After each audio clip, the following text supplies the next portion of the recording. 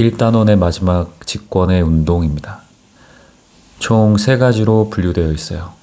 첫 번째는 움직이는 대륙, 두 번째는 판의 이동과 경계, 세 번째는 화산대와 지진대. 질문입니다. 땅이 살아있는 나라 아이슬란드. 북유럽에 위치한 작은 섬나라인 아이슬란드에는 섬 곳곳에 땅이 심하게 갈라져 생긴 독특한 모양의 골짜기가 있는데 지금도 땅이 살아 움직이듯 조금씩 갈라지고 있다고 해. 게다가 빙하로 덮인 추운 지역이지만 용암을 분출하는 화산 지하에 뜨거운 물을 뿜어내는 간헐천을 여러 곳에서 볼 수 있어. 아이슬란드에서는 왜 땅이 갈라지고 화산 활동이 일어날까? 움직이는 대륙. 이 단원을 배우면 대륙 이동을 뒷받침하는 다양한 증거를 설명할 수 있다고 합니다. 읽어보겠습니다.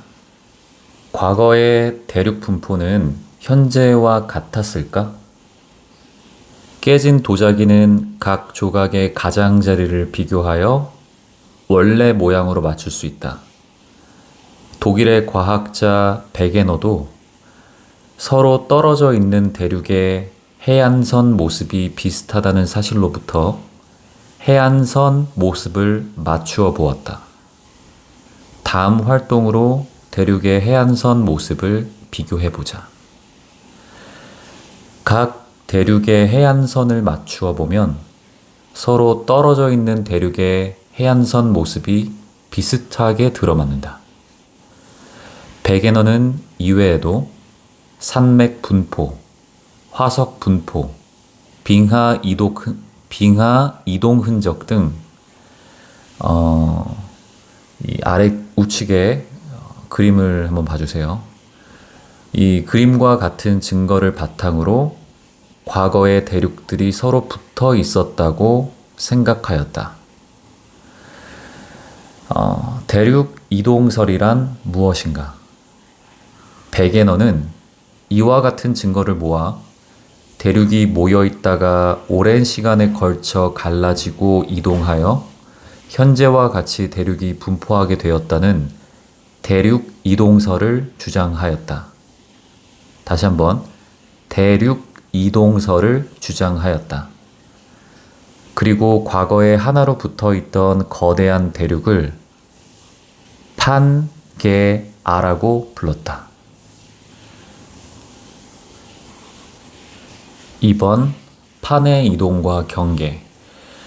이 단원을 배우면 지구의 겉부분을 이루는 판의 구조와 분포를 설명할 수 있다고 합니다. 자, 그럼 판이란 무엇이며 어떻게 이동하는가에 대한 글을 읽어보겠습니다. 베게너는 대륙 이동설에서 대륙이 이동하는 까닭을 설명하지 못하였다. 그 후 과학자들은 연구를 통해 대륙과 해양 지각을 포함한 판이 움직이고 있다는 사실을 밝혀냈다. 판이란 이 좌측에 그림 보이시죠? 중간에 그림과 같이 지각과 멘틀, 지금 멘틀이 지금 아래쪽에 있습니다. 이 멘틀, 이 갈색 부분, 지각과 멘틀의 윗 부분을 포함하는 단단한 암석층이다.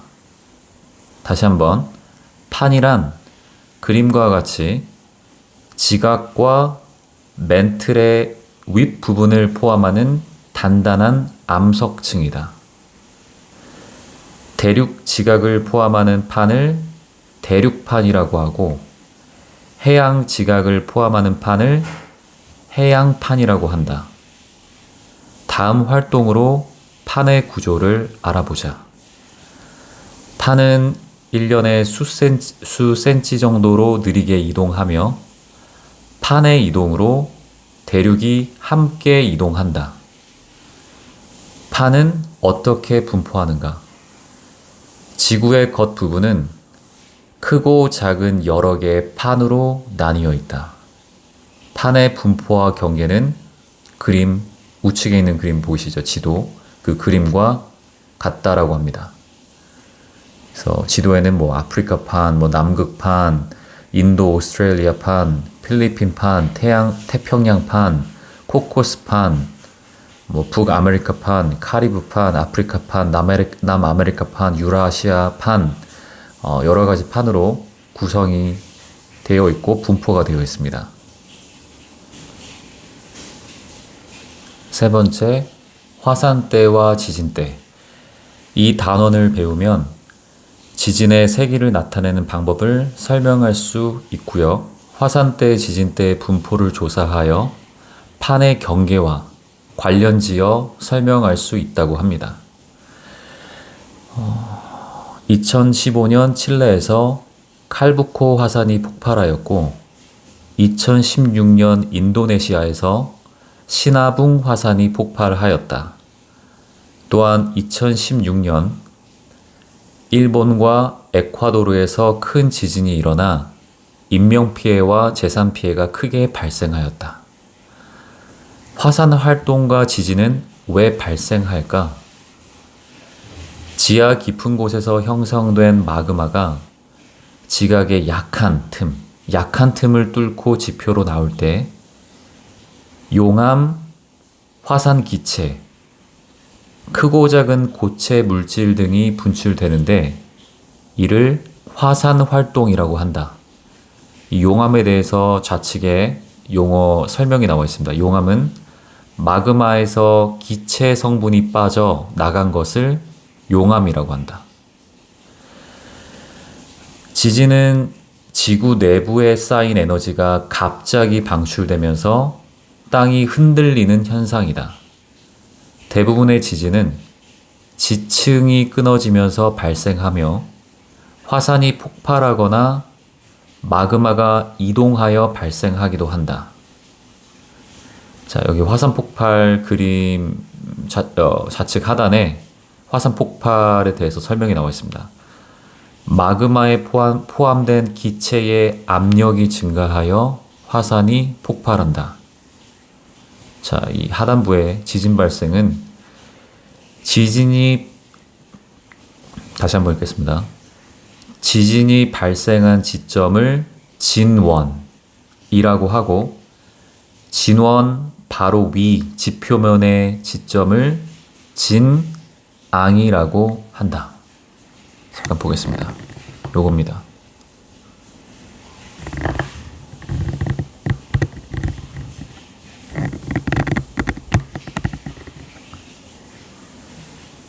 지진의 세기는 어떻게 나타날까?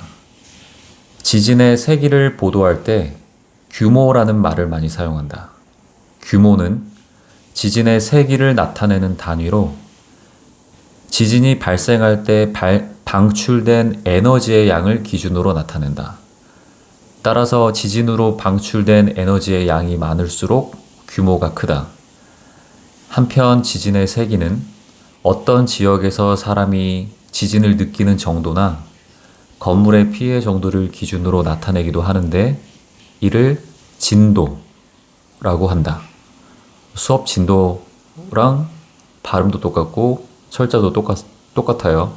근데 진도라는 건 어떤 지역에서 사람이 지진을 느끼는 정도나 건물의 피해 정도를 기준으로 나타내기도 하는데 이를 진도라고 해요. 지진의 세기를 그렇게 나타내는 걸 진도라고 합니다. 다음 활동으로 어느 지역에서 발생한 지진의 세기를 알아보자. 지진이 발생했을 때 진도는 지진 발생 지점으로부터의 거리, 지층의 강하고 약한 정도, 건물의 상태 등에 따라 달라진다. 다시 한번. 지진이 발생했을 때 진도는 지진 발생 지점으로부터의 거리, 지층의 강하고 약한 정도, 건물의 상태 등에 따라 달라진다. 화산 활동과 지진은 어디에서 자주 발생할까? 화산 활동이나 지진은 지구상의 특정 지역에서 자주 발생한다. 화산 활동이 자주 발생하는 지역을 화산대라고 하고 지진이 자주 발생하는 지역을 지진대라고 한다. 다음 탐구로 화산대와 지진대의 분포를 살펴보자. 화산대와 지진대는 대체로 띠 모양을 이루며 그림과 같이 태평양 가장자리, 대서양 중앙지역, 알프스와 히말라야를 잇는 지역에서 잘 나타난다. 다시 한번. 화산대와 지진대는 대체로 띠 모양을 이루며 그림과 같이 태평양 가장자리, 대서양 중앙지역, 좌측의 지도에 알프스와 히말라야를 잇는 지역에서 잘 나타난다. 또한 화산대와 지진대는 판의 경계와 거의 일치한다.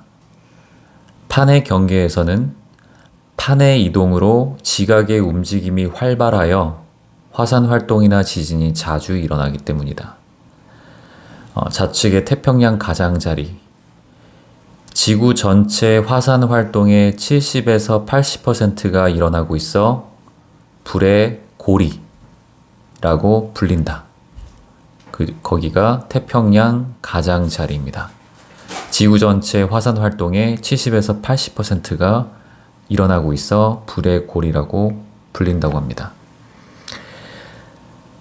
지진 피해를 줄이는 내진 설계. 큰 규모의 지진이 일어나면 대부분 건물이 무너져 인명 피해와 재산 피해가 크게 발생한다. 게다가 지진은 갑작스럽게 일어나기 때문에 예측하기도 어렵다. 따라서 지진이 발생했을 때 피해를 줄이려면 건물이 지진에 잘 견딜 수 있도록 설계해야 한다. 실제로 일본에서는 큰 규모의 지진이 발생할 때 무너지는 것은 대부분 낡은 건물이고 도심 지역에 새로 지은 고층 건물은 큰 피해를 입지 않는다. 그 까닭은 지진에 견딜 수 있도록 건물의 내부 구조를 튼튼하게 만드는 내진 설계를 하기 때문이다. 우리나라도 결코 지진의 안전지대가 아니다. 지진으로 인한 피해를 줄이기 위해 내진 설계 제도가 도입되기 전에 건립된 건물은 보강 작업을 해야 한다. 또한 지진이 발생했을 때 책상 밑에 들어가 머리를 보호하거나 대문이나 담벼락을 피해 넓은 곳으로 이동하는 등 지진에 안전하게 대피하는 요령을 평소에 익혀두는 것이 필요하다.